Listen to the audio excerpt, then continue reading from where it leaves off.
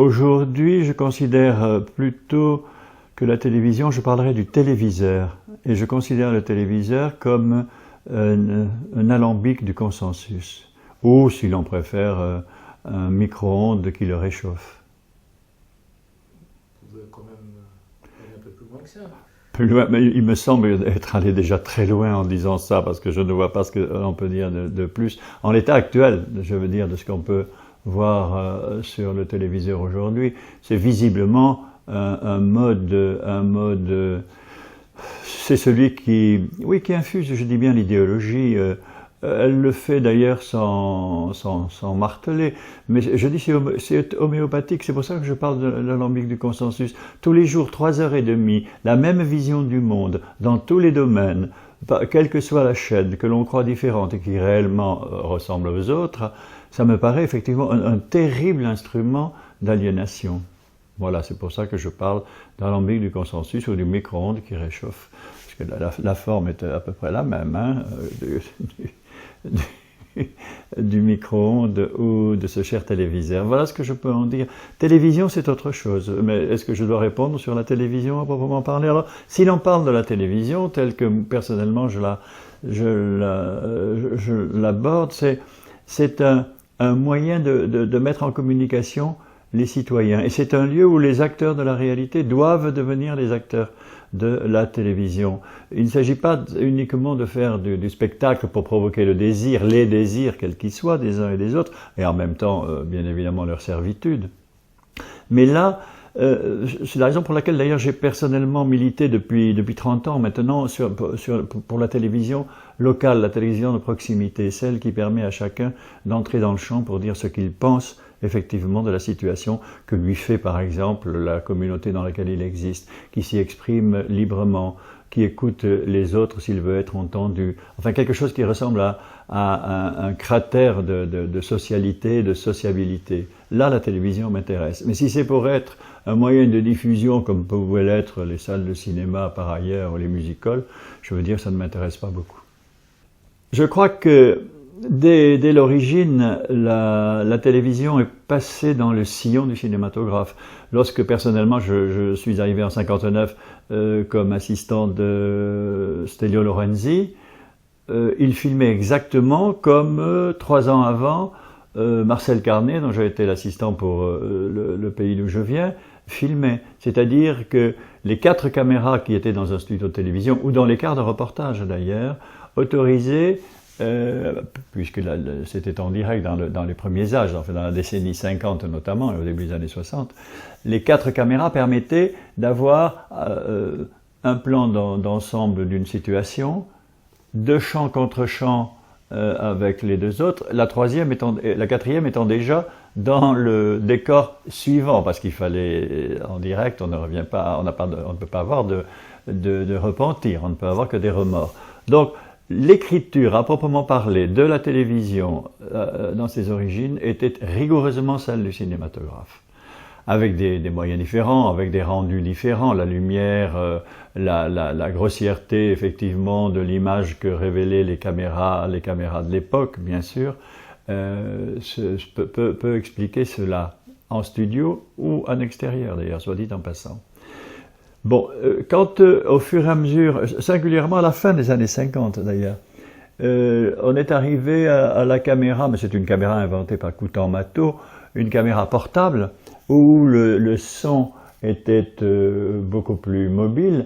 Il faut savoir que, par exemple, Jacques Crière et Bergeret, quand ils faisaient en France leur reportage à la fin des années 50 à la recherche des Français, à la découverte des Français plus exactement, où ils interrogeaient les paysans, les ouvriers selon les lieux où ils se rendaient.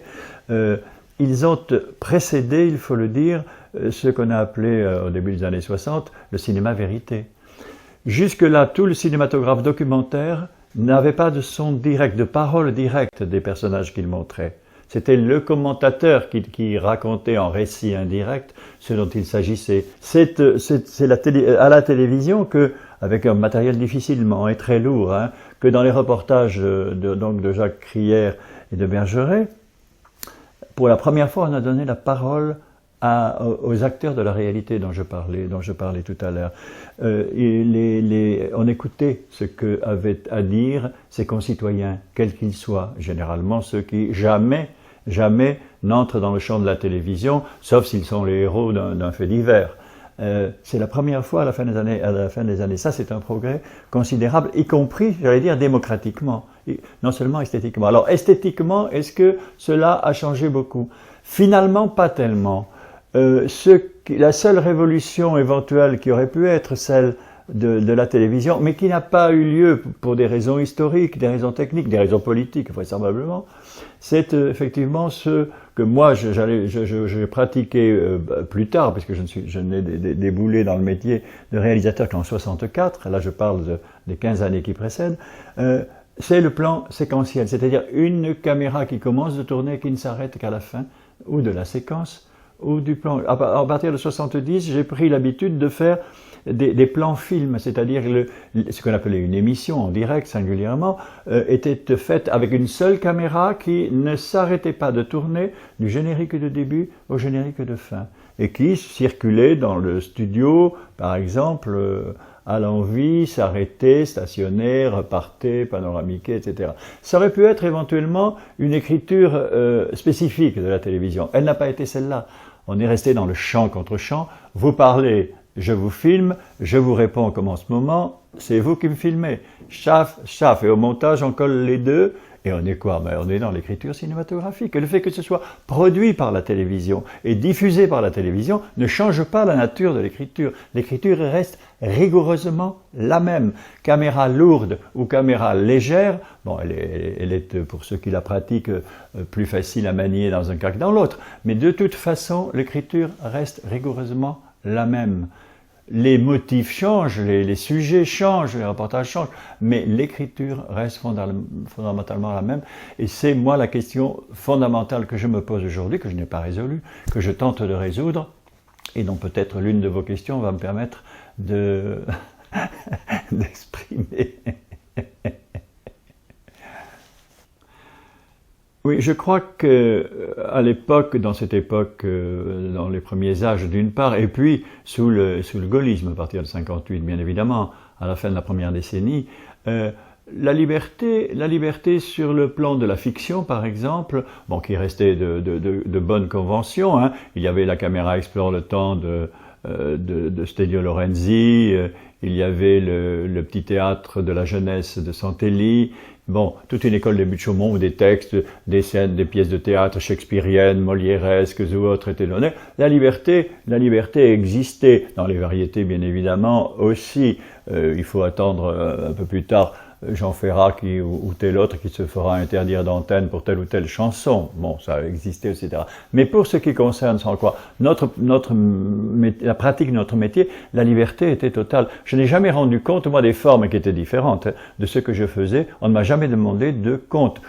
Un directeur de la télévision, le 31 décembre 1970, m'a accusé d'avoir attenté au moral de la nation parce que j'avais fait un direct de 2 heures. J'avais fait un direct de 2h30 au but de Chaumont et où j'étais effectivement relativement insolent vis-à-vis de l'écriture traditionnelle des images et du ton de la télévision.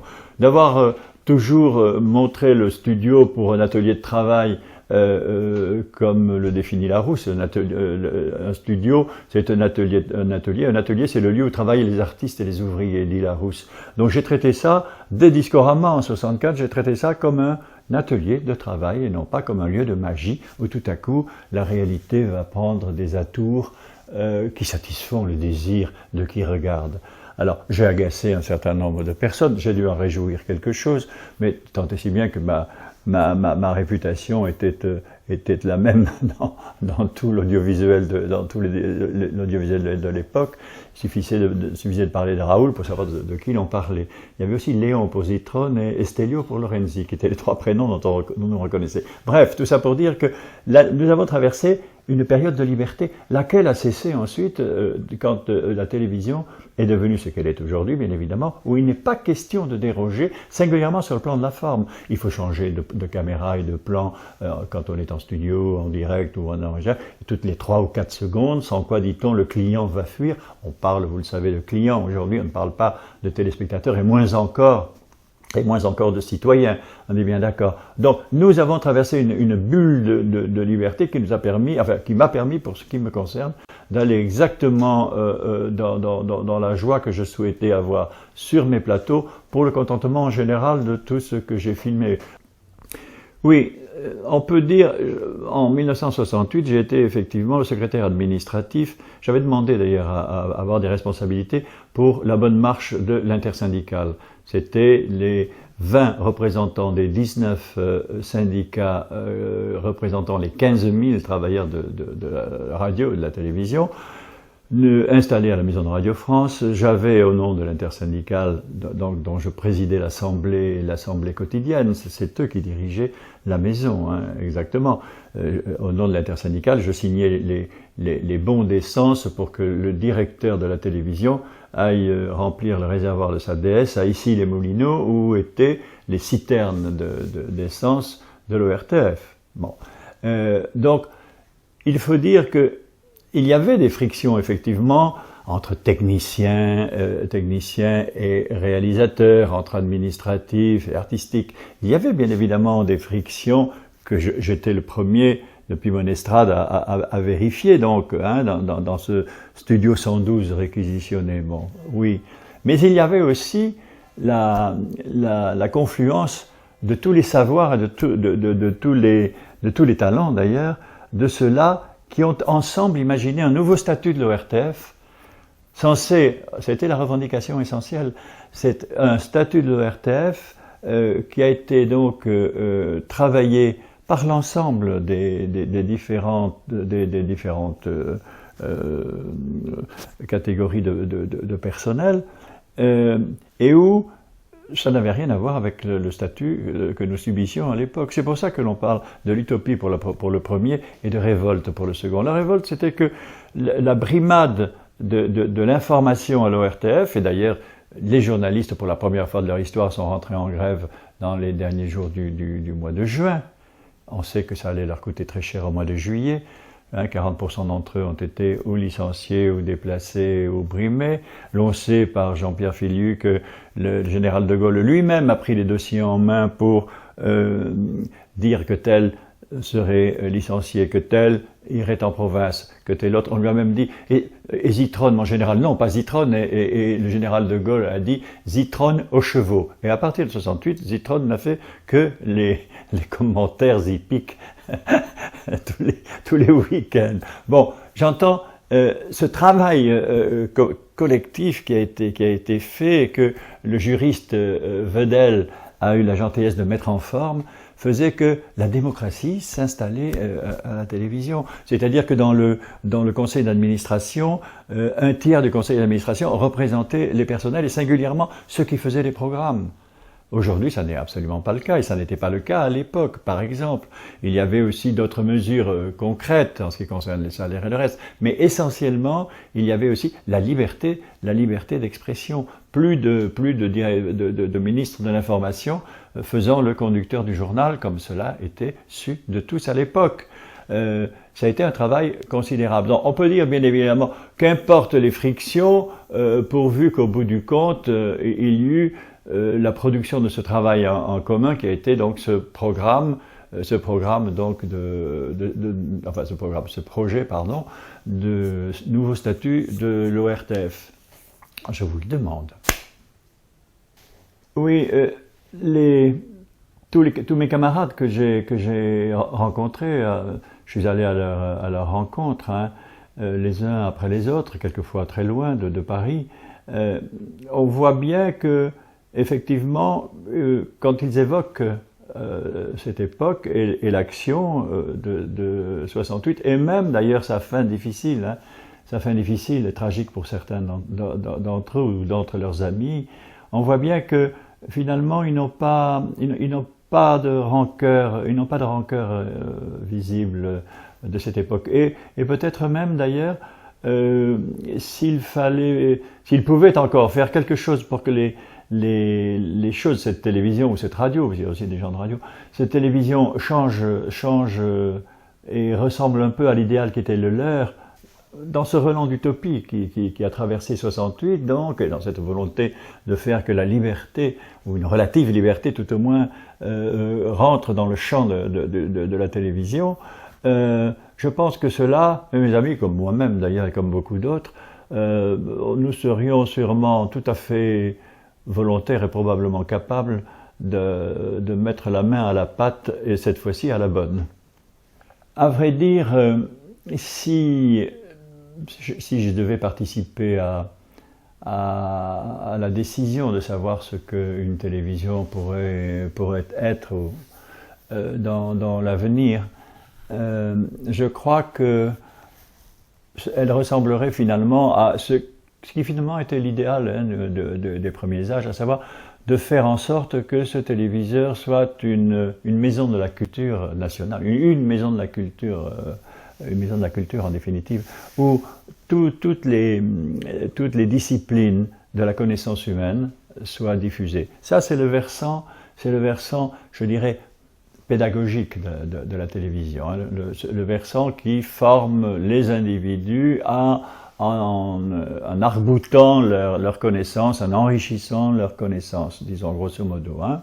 Ça pourrait être ça. Alors, en s'entourant d'un conseil et de ceux qui la font, sérieusement, les propositions qui pourraient venir à être inventées, on n'invente jamais tout seul ce genre de choses. Mais quelque chose qui ressemble, je dis ça parce qu'il m'est arrivé pendant 3 ans de diriger la Maison de la Culture de Nanterre entre 78 et 81, et que j'y ai subi les pires avanies qui soient dans le genre, sans argent, etc. Bon, bref, mais cette télévision pourrait. Mais l'autre versant, et c'est à cela que je crois que j'ai parlé de ça là-bas tout à l'heure, mais il faut y revenir, l'autre versant serait effectivement le versant que j'appellerais citoyen, civique, c'est-à-dire les acteurs de la réalité, je me répète, mais j'y insiste, les acteurs de la réalité doivent devenir les acteurs de la télévision. Il faut qu'on organise une agora, en définitive. Alors, il y aurait bien évidemment l'échelle nationale, mais si l'on faisait vraiment de la régionalisation au sens où on pourrait le faire, parce qu'on sait bien qu'en région, les choses ressemblent grossièrement à ce qu'est le national. Sur France 3, c'est l'évidence.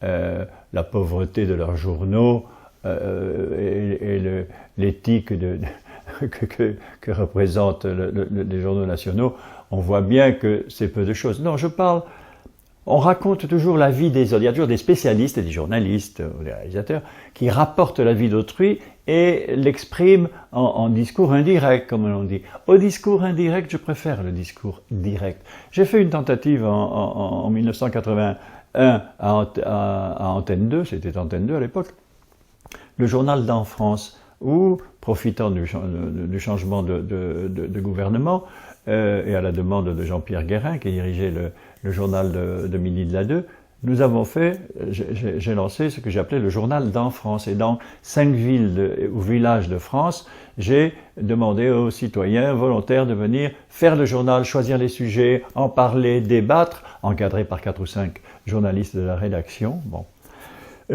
Alors c'était ce que c'était, hein, que les uns disaient c'est pas de l'information, c'est du désordre, etc. Mais il faut se méfier des journalistes à qui je conseillais de devenir des amorces. Alors, ils n'aimaient pas beaucoup quand je parlais d'amorces photographiques. Hein, vous voyez ce que je veux dire?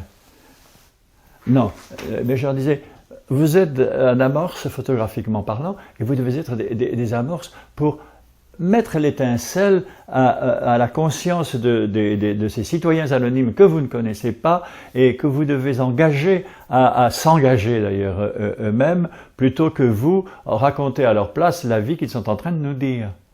Alors ça, bien évidemment, ça fait des frictions, on l'imagine, bon, au niveau bien évidemment de la rédaction, Et puis un sénateur corse de Marseille et socialiste de surcroît, Bastien Leccia, a été révolté par les propos qui avaient été tenus à Corté, où j'ai fait le dernier, forcément, puisque Bastien Leccia est intervenu, et donc auprès de Desgroupes, le président de l'antenne 2 à l'époque, finalement on a arrêté, après mon incursion à Corté, on a arrêté le journal d'Enfance. Il avait trouvé que les propos des Corses à l'égard ou à l'encontre, plus exactement, de leurs élus, étaient insupportables.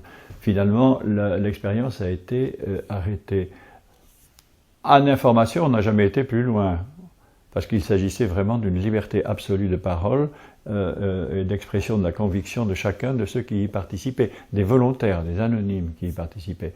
Alors ça devrait être effectivement peut-être donc régionalement, peut-être départementalement, peut-être au niveau d'un canton, il devrait y avoir des ateliers finalement, des ateliers citoyens, où, y compris la maîtrise de la caméra telle que celle dont vous faites preuve actuellement en me filmant, pourrait être absolument répandue, et qui tout à coup aurait quelque chance de transformer les choses. Parce que je crois que cette télévision, donc entre guillemets, depuis maintenant 60 ans, n'a pratiquement influencé les consciences, dans le sens où on aurait pu l'entendre si on en avait fait un instrument de socialité, de sociabilité. Est-ce que le sentiment, la solidarité, la tolérance, ces vertus-là sont-elles rentrées, ont-elles pénétré les consciences? Est-ce que vous croyez que cela est vérifiable dans la réalité? Moi, je ne le crois pas. Donc, vous me parliez tout à l'heure, est-ce qu'une autre télévision, etc. Je ne pense pas que, hors une révolution, et Dieu sait que ça n'est pas facile, hors une révolution, je ne vois pas du tout pourquoi les marchands feraient maintenant marche arrière.